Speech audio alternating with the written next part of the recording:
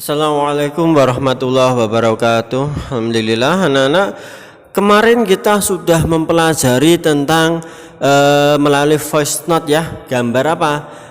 Gambaran kecil tentang poster. Poster itu anak-anak sebetulnya efektif sekali digunakan untuk apa? Menyentil atau memberikan masukan kepada khalayak, kepada orang-orang umum, orang-orang lain secara umum ya, itu untuk melakukan apa? Melakukan kegiatan positif. Di antaranya adalah berhemat energi. Nah, sekalian, dalam pembuatan poster tentu saja harus memperhatikan apa? Memperhatikan syarat-syaratnya agar orang lain tersebut apa? Mau melihat poster kita. Berikut adalah langkah-langkah agar poster kita menjadi menarik. Yang pertama anak-anak, poster sebaiknya berwarna cerah karena akan menarik perhatian orang untuk membacanya. Posternya harus berwarna yang cerah. Makanya kalian akan lihat kenapa kok banyak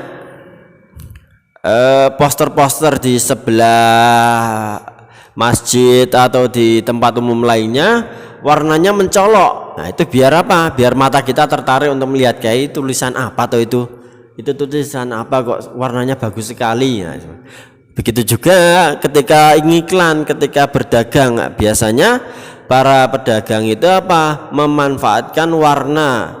Misalkan jualan ciki, pasti cikinya warnanya apa? Dijrengkan, warnanya sangat cerah. Kuning cerah, merah cerah, seperti itu.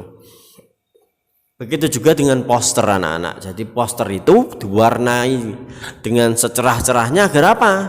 Agar mata kita itu langsung tertarik untuk melihatnya. Itu sebenarnya apa? Kayak gitu. Yang kedua, gambar atau tulisan dibuat sesuai tema dan ukuran poster. Gambar atau tulisan dibuat sesuai tema dan ukuran poster. Misalkan posternya temanya tentang hemat energi, gambarnya ya berhubungan dengan energi. Ya, jangan gambarnya Naruto, tidak nyambung nanti. Kemudian yang ketiga adalah tulisan dibuat dengan kalimat efektif. Kalimat efektif itu adalah kalimat yang memperhatikan apa? Memperhatikan penghematan dalam penulisan. Nah, nulisnya berarti jangan ditambah-tambahi kalimat yang tidak diperlukan. Kemudian singkat dan juga jelas. Biasanya poster ini anak-anak, poster ini memanfaatkan apa? Momen-momen tertentu. Misalkan mengenai kajian atau mungkin ada lomba atau nasihat-nasihat yang berhubungan dengan momen-momen tertentu. Ada juga poster yang untuk apa? Untuk menyadarkan bersama ya, menyadarkan manusia.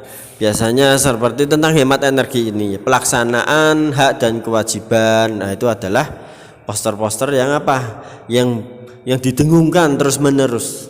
Jadi anak-anak, setelah kita membuat poster itu nanti, ternyata kita bisa mengkampanyekan poster yang kita buat. Mengkampanyekan itu apa tahu?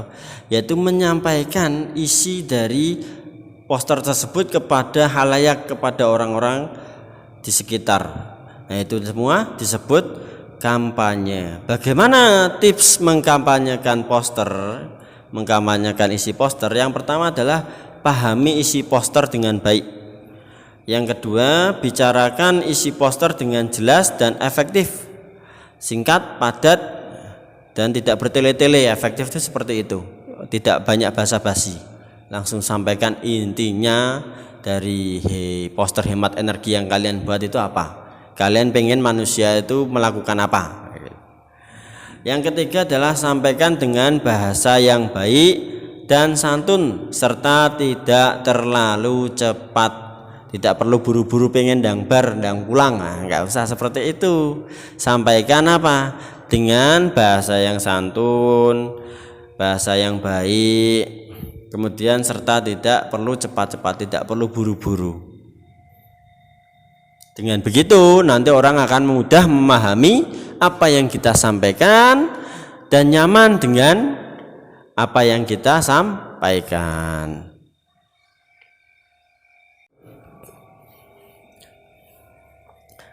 Maka dibuatlah poster tentang hak dan kewajiban itu. Karena apa? Karena masih banyak manusia-manusia yang apa? Yang merasa berhak menggunakan sumber energi, tapi apa? Lupa akan kewajiban, yaitu apa? Menghemat penggunaannya. Jadi dibuatnya poster tentang pelaksanaan hak dan kewajiban ini salah satu alasannya adalah karena banyak orang yang minta hak dulu. Ini hak saya kok pakai energi ini kok. Tapi ketika dituntut kewajibannya, mereka apa? Banyak alasan. Makanya dibuat poster itu untuk menyadarkan manusia. Begitu. Yang kedua adalah poster tersebut nantinya akan mengajak orang-orang untuk menghemat energi. Nah, jadi di dalam poster itu nanti apa? Mengajak orang-orang untuk menghemat energi. Yang ketiga, poster digunakan untuk mengajak masyarakat melaksanakan hak dan kewajiban secara seimbang. Bagaimana kemarin pelaksanaan hak dan kewajiban secara seimbang? Betul, pelaksanaan hak dan kewajiban secara seimbang itu adalah melaksanakan hak dulu, baru melaksanakan kewajiban dulu, baru meminta haknya. Contohnya ketika kita di rumah sebagai orang muslim yang baik, kalian sebagai anak yang soleh, itu apa? Melaksanakan kewajiban kalian dulu, yaitu apa? Di rumah berarti apa? Berbakti kepada orang tua dulu, baru meminta hak kalian. Misalkan hak kalian boleh minta kasih sayang orang tua, itu boleh ya. Tapi kalian melaksanakan kewajiban kalian dulu dengan berbakti kepada mereka. Jangan rengek-rengek minta jajan terus, tapi apa? Tapi lupa mendoakan mereka, lupa membantu mereka. Itu adalah pelaksanaan hak dan kewajiban yang tidak seimbang. Yang seimbang kalian doakan mereka, kalian bantu mereka, kalian ringankan tugas mereka, baru kalian minta, Bu, Pak, boleh dolan ndak? Boleh jajan ndak? Baru seperti itu. Itu anak yang juara, anak yang seimbang. Nah, pembuatan poster itu tadi intinya adalah apa? Mengajak kerjasama dengan manusia untuk apa? Untuk melaksanakan hak dan kewajiban dengan baik. Jadi setiap manusia itu memiliki hak dan kewajiban terhadap penggunaan sumber energi. Haknya apa? Apa yang boleh mereka minta? Mereka boleh menggunakan sumber energi sesuai kebutuhan. Mereka punya kebutuhan apa? Mereka butuh kipas angin, mereka boleh menggunakan. Mereka butuh lahannya untuk apa? Untuk menanam pisang, boleh. Tapi mereka punya kewajiban untuk apa? Untuk menghemat energi. Agar apa? Agar anak cucu kita bisa merasakan. Anak cucu kita bisa merasakan sumber energi yang ada di sekitar. Jangan sampai kita senang-senang menggunakan energi sepuasnya, anak cucu kita tidak kebagian apa? Sumber energi yang ada. Contohnya air yang bersih. Nah, kalian bisa bayangkan kalau kita tidak merawat lingkungan sekitar, misalkan sungai, kita buang sampah sembarangan di sana, di sungai. Sungainya kotor, terus kemudian pada generasi selanjutnya nanti air bersih menipis. Bayangkan bagaimana sengsaranya. Jadi mengapa harus memperhatikan hak dan kewajiban dalam pelaksanaan dalam pemanfaatan sumber daya alam? Karena sumber daya alam itu anak-anak itu sangat bermanfaat untuk semua kegiatan manusia. Oleh karenanya dalam pemanfaatannya harus dengan apa? Dengan bijak.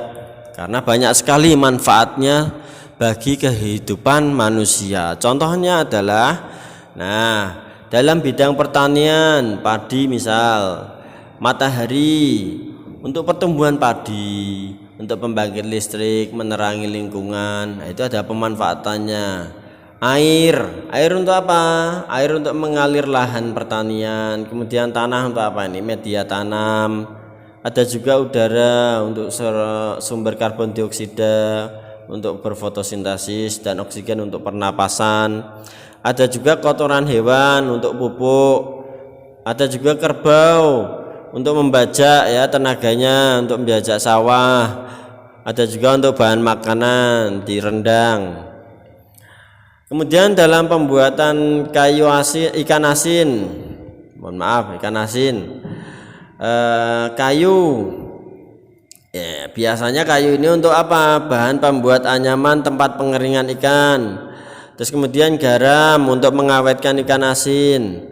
Kemudian panas matahari untuk mengeringkan ikan.